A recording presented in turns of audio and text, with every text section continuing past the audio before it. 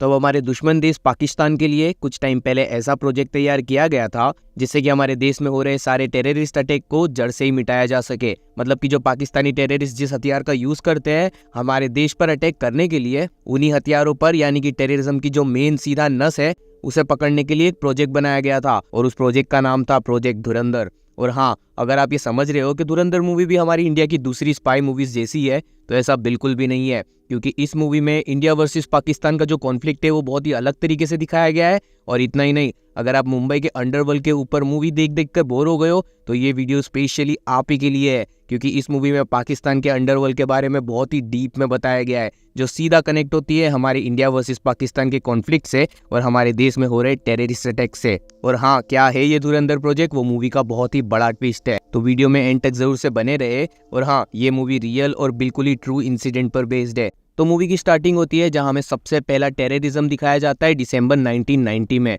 जब हमारे Indian plain को पाकिस्तानी मिलिटेंट से हाईजैक कर लिया जाता है, वो भी कांधार अफगानिस्तान में। और ये एक बहुत ही फेमस इंसिडेंट है और यही होती है हमारे सबसे पहले और सबसे मेन कैरेक्टर की एंट्री। इसका नाम है अजय सनियाल, जो कि इंस्पायर्ड है हमारे current national security adviser Ajit Doval से, जिन्हें मिलना आते हैं हमारे देश के मिनिस्टर ऑफ एक्सटर्नल अफेयर्स। और वो उन्हें समझाते हैं कि बस अब बहुत हो गया, 3 दिन से हमारा प्लेन हाईजैक हुआ है और जो अंदर प्लेन में हाईजैक हुए हैं उन होस्टेजेस की फैमिलीज को अब आंसर देना बहुत ही मुश्किल होता जा रहा है। तो अब वो जो टेररिस्ट मांग रहे हैं हमें वो मजबूरन देना ही पड़ेगा।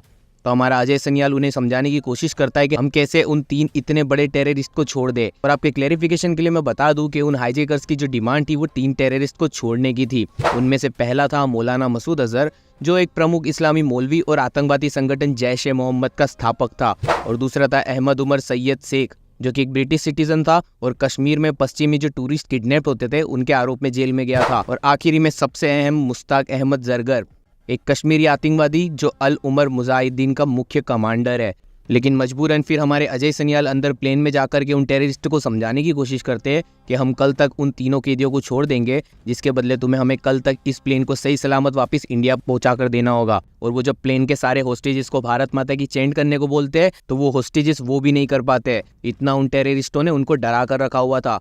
क्योंकि एक दिन पहले उसी प्लेन में एक हॉस्टेज का सबके सामने बहुत ही ब्रूटली गला काट दिया गया था। और इसी तरह अजय सनियाल को मजबूरन उन टेररिस्टों की बात माननी पड़ती है। और फिर इन चीज़ों को देखकर अजय सनियाल हमारे गवर्नमेंट के आगे रखते एक आइडिया जिसका नाम होता है प्रोजेक्ट धुरंधर।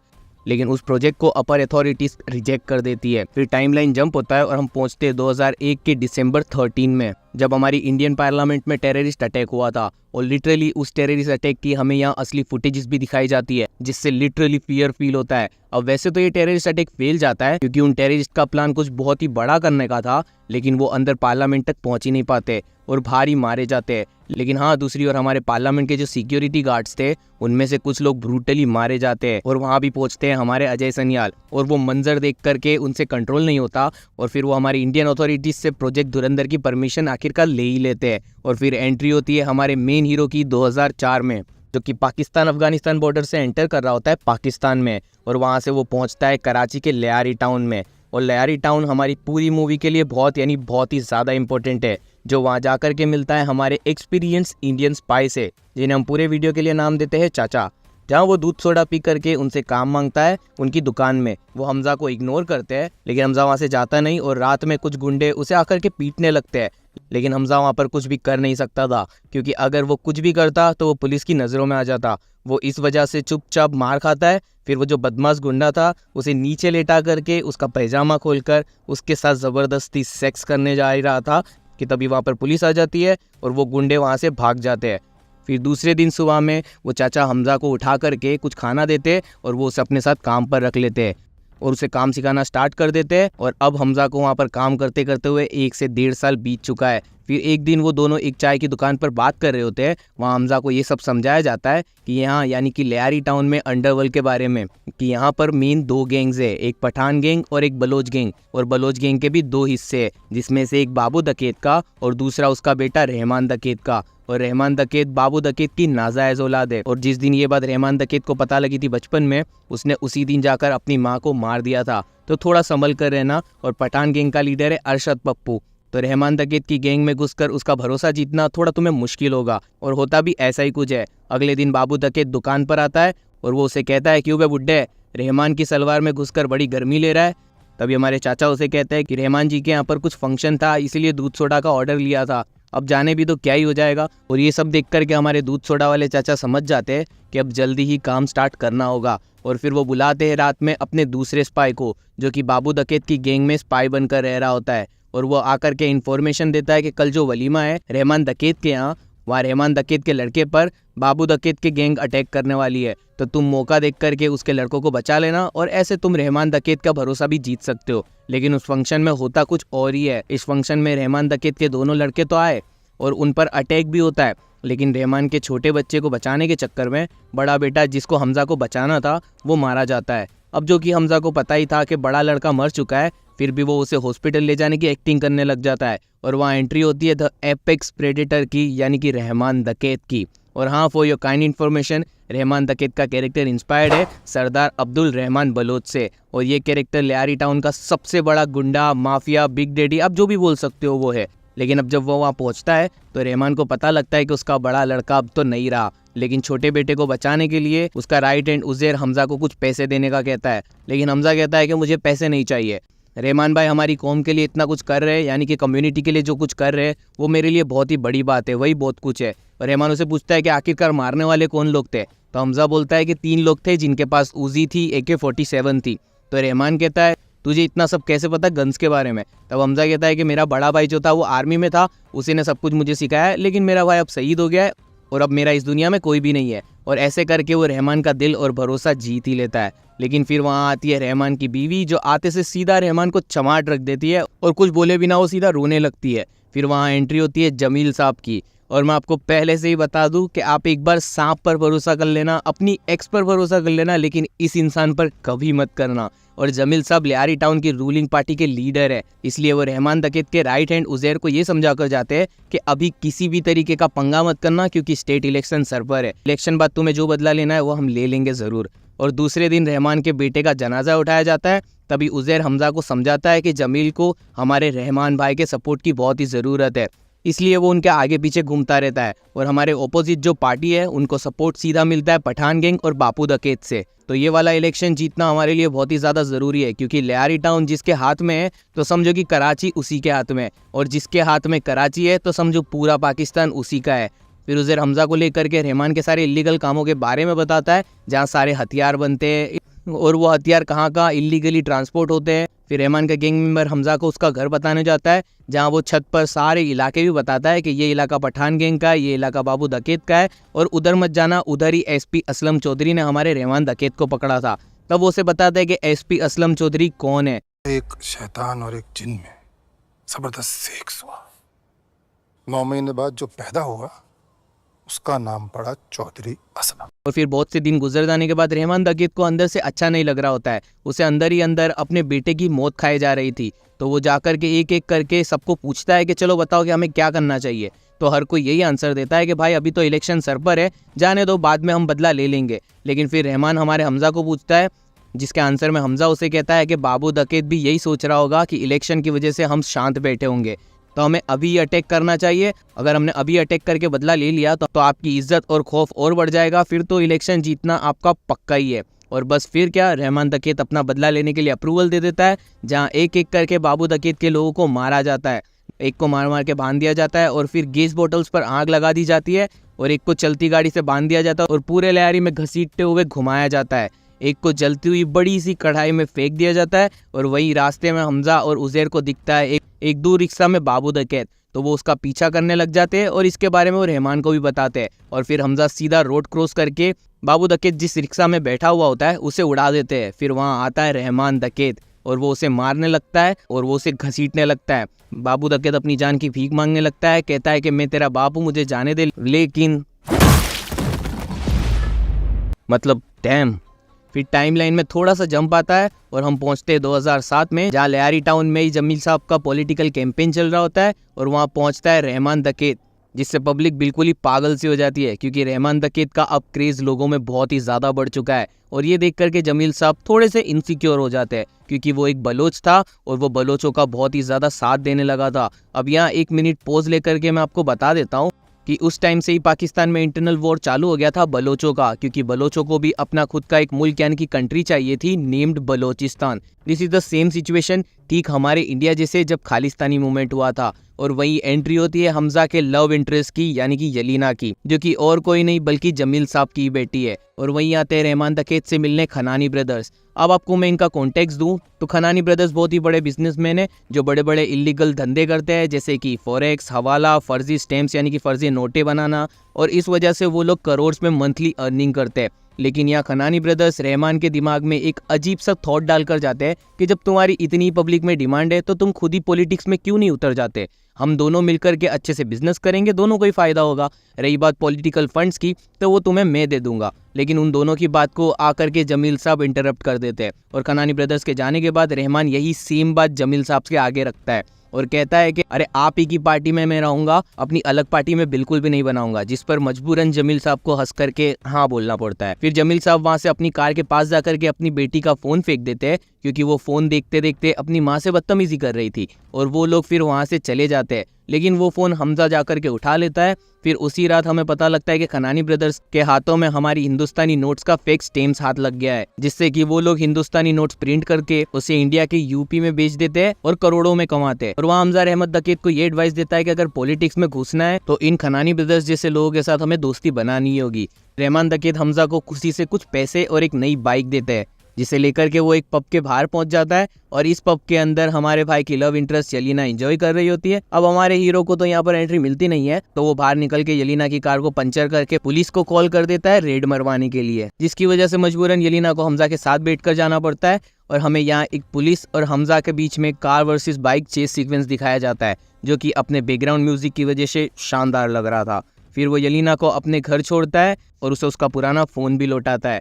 दूसरे दिन हमजा इन नकली नोट्स का इंटेल हमारे चाचा तक पहुंचाता है और चाचा पहुंचाते हैं अजय सनियाल तक, जिस पर अजय सनियाल इस बारे में रिसर्च करने को कहता है कि आखिरकार ये सब चल कैसे रहा है, इंडिया में इतनी आसानी से ये लोग नकली नोट्स ला करके मार्केट में फैला कैसे रहे, पता करो। दूसरी तरफ खनानी ब्रदर्स के गोदाम पर रहमान पहुंचता है अपनी गैंग को लेकर के, और वहाँ पीछे से एंट्री होती है मेजर इकबाल की, जो कि inspired real life Ilyas Kashmiri से। और इस कैरेक्टर की बैक स्टोरी में ये है कि ये आईएसआई का चीफ लीडर है और मेजर इकबाल का बहुत ही बड़ा रोल है इंडिया के ज्यादातर टेररिस्ट अटैक के पीछे। और यहाँ वो रहमान के आगे ये डील रखता है कि तुम हमें बहुत सारे हथियार बना कर दो, लेकिन उस पर जो कंपनी नेम और लोगो और सब कुछ होते हैं वो ऐसा लगना चाहिए कि किसी बाहर अमेरिकन कंपनी की है ये सारे हथियार, जिससे कि इसमें आईएसआई का नाम ही ना आए। पहले तो रहमान मना करता है, लेकिन फिर जब अच्छा पैसा मिल ही रहा होता है और खनानी ब्रदर्स रहमान से ये भी वादा कर देते हैं कि उसे वो इलेक्शन जिताएंगे अगला वाला, जिससे कि रहमान मान जाता है। फिर उसे 3 अक्टूबर की डेडलाइन दी जाती है, लेकिन रहमान का कहीं ना कहीं दिल अभी भी मान नहीं रहा था, तो वो जाते जाते खनानी ब्रदर्स को धमकी देकर जाता है कि अगर इलेक्शन जिताने वाली बात से तुम मुकरे तो जो वादा किया गया उसे भूलने की गुस्ताखी मत करना। रहमान डकैत की दी हुई मौत बड़ी कसाईनुमा होती है। तो इस सिचुएशन को टैकल करने के लिए खनानी ब्रदर्स का एक भाई रहमान को डबल क्रॉस करके सीधा जमील साहब को कॉल करके बताता है कि रहमान तो अपनी नई पार्टी बना रहा है, आपकी कुर्सी तो अब बिल्कुल ही खतरे में है। और इस चीज को जमील साहब टैकल करने के लिए कॉल करते दी जीन को, और फिर एंट्री होती है द जीन चौधरी असलम की। और ये कैरेक्टर बहुत ही ज़्यादा मेड है, और इस कैरेक्टर की खास बात यह है कि इसको बलोचों से पता नहीं बड़ी नफरत है, और इसका पहले भी रहमान दकेत से लफड़ा हो चुका है द पास्ट में। अब वैसे तो चौधरी असलम भी कुछ दूध का धुला हुआ नहीं है, वो 7 साल से सस्पेंडेड है, तो वो भी जम करके इलीगल पैसे कमाता है। ऐसे वो कुछ इलीगल चीज़ें बेचने आया होता है कुछ लोगों को, लेकिन जब उसे पता लगता है कि ये तीनों बलोच है, तो वो सबसे पहले तो शॉटगन से सीधा एक बंदे का पूरा फेस ही उड़ा देता है और एक को दुड़ा करके मारता है, और उसे गाली भी देता है कि मेरे पास तो M4 है, कहाँ तक भागेगा भोसड़ी के।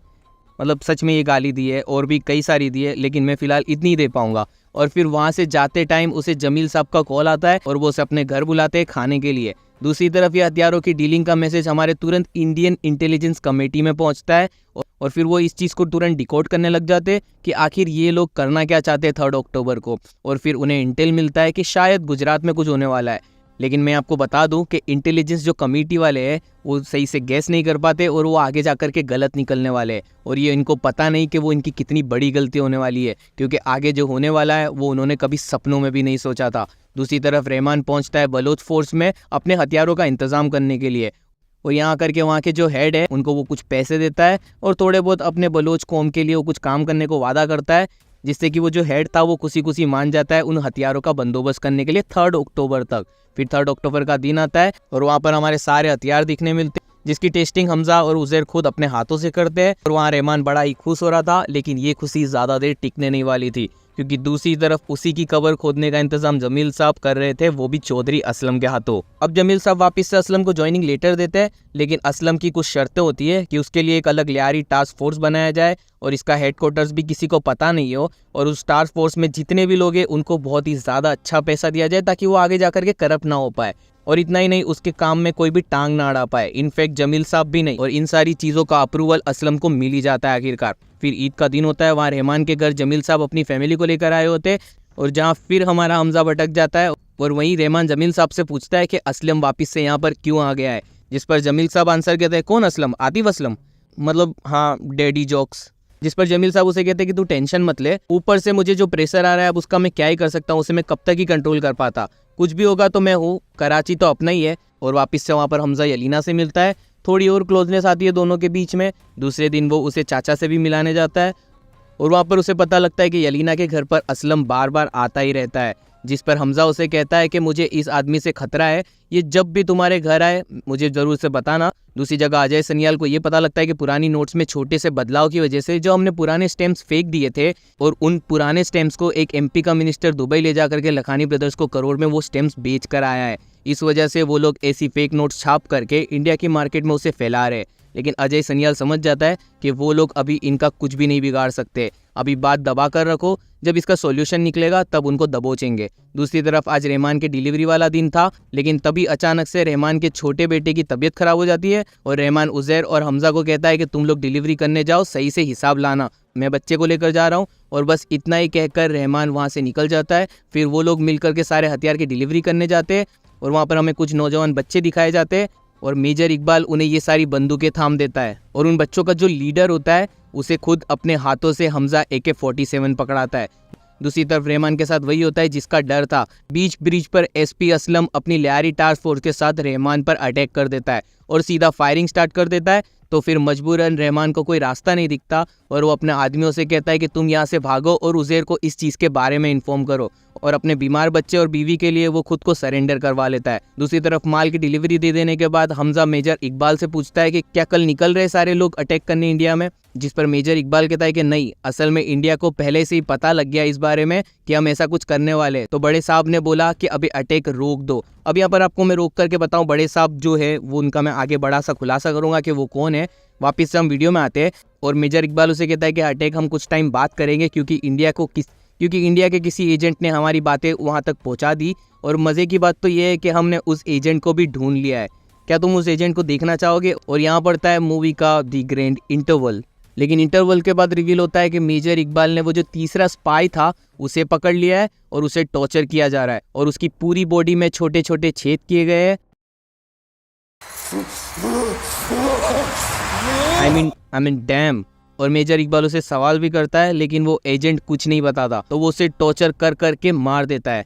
फिर हमजा और उज़ैर वहाँ से निकल जाते हैं, लेकिन उज़ैर को तभी वो गैंग मेंबर का फ़ोन आता है और वो रहमान के बारे में उन्हें सब कुछ बताता है। तो उज़ैर सीधा जमील साहब को कॉल करता है, जिस पर जमील साहब कहते हैं हाँ मैं जल्द उसे छुड़ा दूंगा, तू टेंशन मत ले, बोल करके वो फ़ोन कट करके फ़ोन फेंक देते हैं। तो हमजा तुरंत ही टर्न मार करके गाड़ी घर लेने को कहता है उज़ैर को, और घर जा करके सीधा खाना बनाने वाले बावर्ची को हमजा मारने लग जाता है बुरी तरह। वो उसे पूछता है कि बोल क्या खाने में मिलाया था तूने बच्चे के, और हमें वहाँ रिवील होता है कि वो जो बावर्ची मिला हुआ था ओपोनेंट से, जिस वजह से उज़ैर को बहुत ही ज़्यादा गुस्सा आता है और वो उस बावर्ची को टॉर्चर करने लगता है। लेकिन वहीं हमजा पर यलीना का कॉल आता है और वो उसे बताती है कि SP असलम उसके घर आया था और उसने उन लोगों की कुछ बातें रिकॉर्ड की है और वो मैंने तुम्हें भेज दी है, तो तुम जल्दी उस चीज़ को देखो। जिस पर हमजा उस वीडियो को देखता है और यलीना को कहता है कि तुम तुरंत मेरे घर चले जाओ जल्दी से भाग करके, और मैं जब तक कॉल ना करूँ वहाँ से जाना मत कहीं भी, ये बहुत ही ज़रूरी है। फिर वो उस वीडियो को देखता है, उस वीडियो को सीधा जमील साहब को भेज देता है। और असल में उस वीडियो में जमील साहब और असलम चौधरी और पठान गैंग का लीडर अरशद पप्पू होते हैं, तीनों रहमान दकेत को मारने की प्लानिंग कर रहे होते हैं। इससे अरशद पप्पू रहमान दकेत को अपनी गैंग से अलग करने की जिम्मेदारी लेता है और वो इसी वजह से बावर्ची को खरीद करके खाने में कुछ मिला देता है। और SP असलम रहमान का एनकाउंटर करने का काम अपने हाथों में लेते हैं और ये वीडियो देख करके जमील साहब की तो ऊपर से नीचे तक फटी जाती है बिल्कुल। फिर जमील साहब पर हमजा का कॉल आता है और वो उन्हें कहता है कि 1 घंटे में रहमान भाई मुझे चाहिए, वो भी सही सलामत, वरना ये वीडियो पूरे पाकिस्तान में फैला दी जाएगी और मैंने तुम्हारी बेटी को भी किडनैप कर लिया है। जिस वजह से जमील साहब तुरंत एसपी असलम को कॉल लगा करके सारी सिचुएशन समझाते हैं कि रहमान को मत मारो वरना मेरी इज्जत खराब, मेरा करियर तो गया ही और मेरी बेटी भी जाएगी। लेकिन असलम कहता है कि हेलो हेलो मुझे आवाज़ नहीं आ रही है और वो सीधा रहमान को मारने लगता है। फिर जमील साहब फटाफट हमजा को कॉल करके ये बताते हैं कि वो एसपी असलम तो मान ही नहीं रहा। तो हमजा लियारी टास्क फोर्स का जो हेडक्वार्टर है उसका एड्रेस मांगता है जमील साहब से। जिसके बाद असलम जैसे ही रहमान का इनकाउंटर करने ही जा रहा होता है कि उसके एक टीम मेंबर पर वीडियो कॉल आता है जिसमें रहमान के सारे गुंडों ने इंक्लूडिंग हमजा एंड उज़ैर सारी टास्क फोर्स को पंखों पर ऊंधा लटका दिया है और उनको बुरी तरीके से पीट रहे होते हैं। फिर हमजा एसपी असलम को धमकी देता है कि आधे घंटे में अगर रहमान भाई को सही सलामत नहीं छोड़ा गया तो पूरे टास्क फोर्स और पूरे हेडक्वार्टर्स को मैं आग लगा दूंगा। इस वजह से एसपी असलम को मजबूरन रहमान को छोड़ना पड़ता है। लेकिन तभी से असलम अपने ध्यान में रखता है हमजा को और वो दिमाग में छाप सा लेता है उसे। दूसरी रात रहमान अपनी गैंग को लेकर पहुंचता है खनानी ब्रदर्स के गोदाम पर और वहां पहुंचते ही वो उसे जल्दी जल्दी अंदर लेकर जाता है जहां मेजर इकबाल भी अंदर बैठा हुआ होता है और वो रात होती है 26/11 की रात। और सच में वो सीन लिटरली आपका दिमाग भी सुन मार के रख देगा। जहाँ मेजर इकबाल ने उन नौजवानों को जो हथियार दिए थे वो नौजवान बच्चे और कोई नहीं बल्कि अजमल कसाब और उसके साथीदार थे। उन्होंने हमारे इंडिया में 26/11 का अटैक किया था इन मुंबई ताज और वहाँ सारे पाकिस्तानी मिलकर जश्न मनाने लगते हैं मुंबई के लाइव फुटेजेस को देख करके। लेकिन हमजा के पैरों के नीचे से जमीन खिसक गई थी, उसे कुछ भी समझ ही नहीं आ रहा था। उसे याद आता है कि उसने खुद ने ही अपने हाथों से उस अजमल कसाब को AK-47 दी थी और वही अजमल कसाब आज अपनी पूरी गैंग के साथ पूरी मुंबई में आतंक मचा रहा है। और उसी वक्त उस डार्क इंसिडेंट की रियल फुटेज भी हमें दिखाई जाती है। इनफैक्ट रियल जो उन टेररिस्टों के बीच में कॉन्वर्जेशन हुई थी वो भी हमें सुनाई जाती है जिससे आपको लिटरली गूज़बम्स तक आ सकते हैं।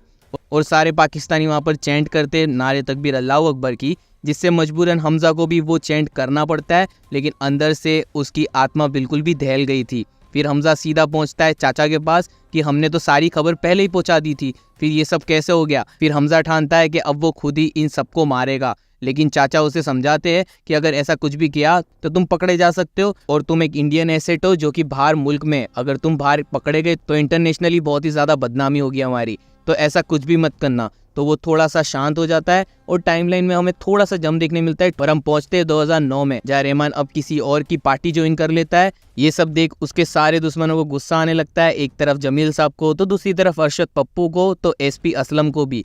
फिर दूसरी रात हमजा अपनी डायरी में कुछ लिख रहा होता है और उतने में ही वहाँ पर यलीना आ जाती है तो वो उस डायरी को बंद करके तुरंत ही रख देता है। तो यलीना उसे कहती है कि अब तो पापा की पार्टी और करियर तो दोनों ही खत्म है। जिस पर हमजा कहता है कि ठीक है, तुम्हारे पापा को कल सुबह चाय पर बुलाओ, मुझे कुछ बात करनी है। फिर दूसरे दिन वो पहले तो शांति से जमील साहब को समझाता है कि तुम्हारी प्रॉब्लम ये है कि तुम सारे ही ज्यादा पावर्स वाले पर भरोसा करते हो, इसलिए तुम्हारी नाव कभी भी तैर नहीं पाती है।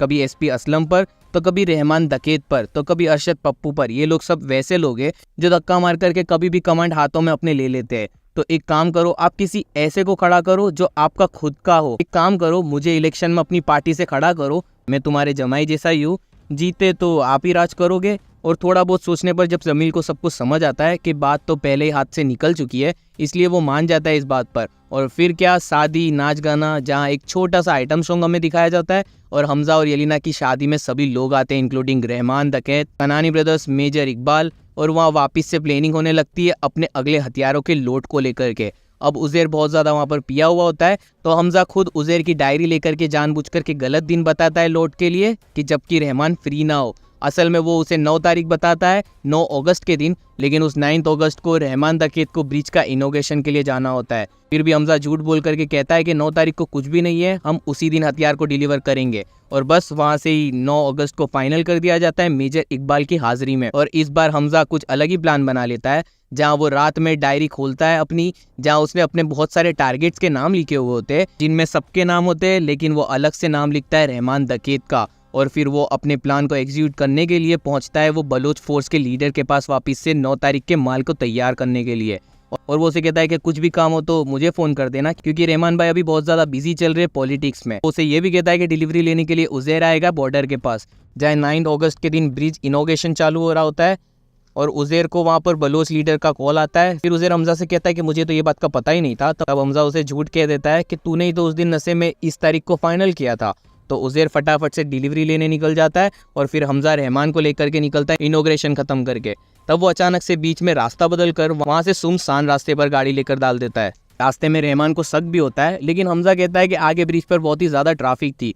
फिर रहमान उसे पूछता है कि उज़ैर कहाँ है, तो हमजा रहमान को भी झूठ बोलता है कि आप ही ने तो नशे में आज की डेट फिक्स की थी, तो वो हथियारों की डिलीवरी लेने गया है। लेकिन अचानक से फिर रहमान को उसी रात का सब कुछ याद आने लगता है कि ये डेट तो हमजा ने खुद ने बोली थी। और फिर वो हमजा को कहता है कि चल गाड़ी रोक, लेकिन हमजा मना करता है कि नहीं, यहाँ बीच रास्ते में रोकना खतरा है। और फिर हमें यहाँ पता लगता है कि हमजा प्लेन बनाकर आया है एसपी असलम और जमील साहब के साथ। अब वैसे तो एसपी असलम को दोनों पर भरोसा नहीं था, इसलिए वो प्लेनिंग के बाद जाते जाते इन दोनों को ये धमकी देकर जाता है, अगर मेरे साथ दगाबाजी की ना तो मारने से पहले तुझे रणवा बना दूंगा। और जमील साहब, आपको खस्सी है। फिर रहमान हमजा के साथ जबरदस्ती करने लगता है गाड़ी रोकने के लिए, लेकिन हमजा बिल्कुल भी गाड़ी नहीं रोकता। आगे एक हैंड पंप में जाकर के सीधा वो गाड़ी को टकरा देता है और वहां से सीधा गाड़ी क्रैश होती है। जो आगे बैठा हुआ गुंडा था वो सीधा शीशा तोड़ करके सामने लगे हुए रेलिंग बोर्ड पर जाकर टकराता है और उसका तो सीधा मतलब पूरा सिर धड़ से अलग ही हो जाता है।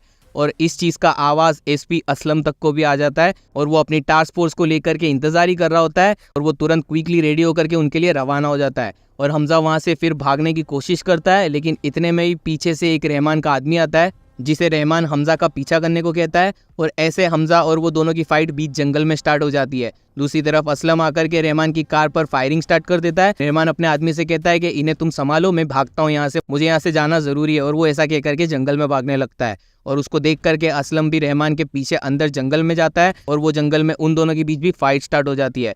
वहीं दूसरी तरफ रोड पर रहमान के आदमी ने बहुत सारे ग्रेनेड पहने हुए होते हैं, इस वजह से वो ब्लास्ट हो जाता है और अंदर जंगल में पहले हमजा उस गुंडे से पीछा छुड़ाता है, उसे फांसी दे करके लटका देता है। दूसरी तरफ पहले तो असलम चौधरी रहमान को बहुत ही ज़्यादा पीट रहा होता है, लेकिन बाद में रहमान डकैत बहुत ही ज़्यादा ब्रूटल तरीके से असलम को पीटने लगता है और उसका गला दबा देता है बहुत ही ज़्यादा जोर में और वो उसे कहता है कि मर जा तू मादरचोद, मर जा। इतने में ही पीछे से हमजा आकर के रहमान को मारने लगता है, लेकिन रहमान डकैत आज बड़े ही गुस्से में था तो वो हमजा को भी पीटने लगता है। लेकिन फिर हमजा को सब कुछ पुराना याद आता है कि वो कैसे 26/11 के अटैक पर रहमान खुश हो रहा था। फिर हमजा बहुत ही ज़्यादा जोश में आता है, सीधा रहमान को उठाकर पटक देता है और उसके फेस पर इतने सारे पंचेस मारता है कि रहमान बहुत ही ज़्यादा इंजर्ड हो जाता है। फिर असलम और हमजा ने प्लानिंग ऐसी की होती है कि रहमान को गोली ऐसे मारी जाए कि उसे वापस जिंदा सिटी तक लाया जा सके और असलम वैसे ही तरीके से उसे गोली मारता है और हमजा उसे अपने कंधे पर उठाकर तुरंत भागने लगता है सिटी की तरफ। इसके पीछे का ये रीज़न था कि ताकि हमजा पर किसी को भी शक ना हो, क्योंकि आखिरकार हमजा ने तो रहमान को बचाने की कोशिश की, सबको यही लगे ताकि सिटी में जब रहमान पहुंच करके मर जाए तो उसका कसूर असलम पर ही लगे, ना कि हमजा किसी भी तरीके से किसी भी शक के दायरे में आए और आगे चलकर हमजा अपने आगे का काम इसी तरह उन गैंग्स में रह करके कर सके। और होता भी ऐसा ही कुछ है। हमजा एक रिक्शा करके रहमान को हॉस्पिटल लेकर जाता है और हॉस्पिटल में पूरी एक्टिंग करने लगता है, जल्दी करो, बचाओ इन्हें, ये वो करके। लेकिन हॉस्पिटल में पहुंचते से ही रहमान डकैत की मौत हो जाती है और फिर इसकी न्यूज़ सभी लोग तक पहुंच जाती है और मेजर इकबाल को बड़ा गुस्सा आता है। फिर हमजा अपने घर पहुंचता है और वहां पर वो अपनी डायरी खोल करके रहमान का नाम मिटा देता है और यही रिवील होता है कि पास्ट में अजय सनियाल ने ही हमजा को भेजा था पाकिस्तान एज अ मिशन धुरंधर। तो अब इस मिशन के बारे में थोड़ा डिटेल में बात करते हैं। तो इस मिशन में ऐसी कुछ आइडिया लगाई गई थी कि पाकिस्तान की ISI टेररिज्म जो फैलाती है, लेकिन वो टेररिज्म फैलाने के लिए उन्हें बहुत सारे हथियार चाहिए होते हैं और वो उन हथियारों के लिए पाकिस्तान के जो लोकल अंडरवर्ल्ड के माफियाज है उनकी हेल्प लेते हैं। तो प्रोजेक्ट धुरंधर के अंदर हमजा का काम ये था कि उसे इन्हीं अंडरवर्ल्ड गैंग्स के साथ मिलकर जुलकर उनके साथ ही काम करना है और वक्त आने पर खुद को कुर्बान करना पड़े तो खुद को कुर्बान ही कर देना है, क्योंकि इंडिया में हमजा का असली नाम है जसकरीत सिंह और वो एक बहुत ही बड़ा इंडिया में क्रिमिनल था जो कि सालों से जेल में था और उसके जीने की उम्मीद उसने छोड़ दी थी। अब जसकरीत सिंह की जो बैक स्टोरी है वो क्या है वो तो हमें नहीं पता, वो हमें पार्ट 2 में फॉर श्योर जल्दी दिखाई जाएगी। लेकिन आखिर में हमजा अपनी डायरी खोलता है जहाँ में दिखने मिलता है कि उसने और भी कई सारे लोगों के नाम लिखे हुए हैं, जिसमें मेजर इकबाल, खनानी ब्रदर्स और आखिरी में उसने लिखा हुआ है बड़े साहब। अब इस चीज़ का आपको मैं रिवील अभी कर ही देता हूँ कि बड़े साहब और कोई नहीं बल्कि यहाँ पर उसामा बिन लादेन की बात हो रही है और ये कोई मेरी थ्योरी नहीं है, बस मेरा गट्स अंदर से मुझे बोल रहा है, क्योंकि हमारे पास जो पाकिस्तानी टेररिज्म हुआ है जैसे कि कांधार प्लेन हाईजैक, पार्लियामेंट में अटैक, 26/11, इन सब में हाथ ओसामा बिन लादेन का था ही आखिर में। तो आखिरकार अब हमारे धुरंधर की लिस्ट में ओसामा बिन लादेन भी है। और हाँ, अब हमारा धुरंधर फॉर श्योर राज करेगा लियारी टाउन पर पार्ट 2 में, वैसे आपका क्या सोचना है इस मूवी को लेकर और अपकमिंग पार्ट 2 को लेकर जो कि जल्दी आने वाला है, आप कमेंट्स में मुझे जरूर से शेयर करके बता सकते हो। और हाँ, अगर आपके पास कुछ भी थ्योरी है अपकमिंग पार्ट्स के लिए कि कौन कैसे लिंक होगा अगर और आगे क्या हो सकता है, तो वो भी आप जरूर से कमेंट्स करके बता सकते हो। मैं आपका कमेंट जरूर से पिन कर दूंगा। और हमारी वीडियो की एक्सप्लेनेशन या वीडियो आपको थोड़ा भी अच्छा लगा हो तो आपसे रिक्वेस्ट है कि वीडियो को लाइक करके प्लीज़ इस वीडियो को हाइप करना ना भूलें, ताकि ये वीडियो आप ही की तरह एक ट्रू सिनेमा फैन तक पहुंच सके। बाकी तो ऐसे वीडियो हमारी चैनल पर आते ही रहते हैं, इसलिए हमारी चैनल को सब्सक्राइब करके आगे के वीडियोस को मिस ना कर सको, इसलिए आप सब्सक्राइब बटन के जो बगल वाला बेल आइकन है उसे ऑल पर सेट कर दो, जिससे कि हमारी वीडियो सबसे पहले आप तक पहुंच जाए। तो मैं मिलता हूं आपको ऐसे ही किसी अमेजिंग डिटेल वीडियो में, लेकिन तब तक के लिए आप हमारे कांतारा चैप्टर 1 का भी ऐसी डिटेल स्टोरी एक्सप्लेनेशन और हिडन डिटेल्स को लेफ्ट वाले वीडियो में क्लिक करके चेक कर सकते हो। वहीं राइट साइड हॉरर मूवी वश लेवल 2 जो कि एक्सट्रीम ब्रूटल है, सच में वो भी बहुत ज़्यादा अमेजिंग है, उसके बारे में भी आप डिटेल एक्सप्लेनेशन देख सकते हो राइट साइड के वीडियो को क्लिक करके। तो मैं मिलता हूँ आपको इन्हीं दोनों में से किसी एक वीडियो में, लेकिन तब तक के लिए عندي خوش فصلة يا اخي تفوز والله خوش رقصة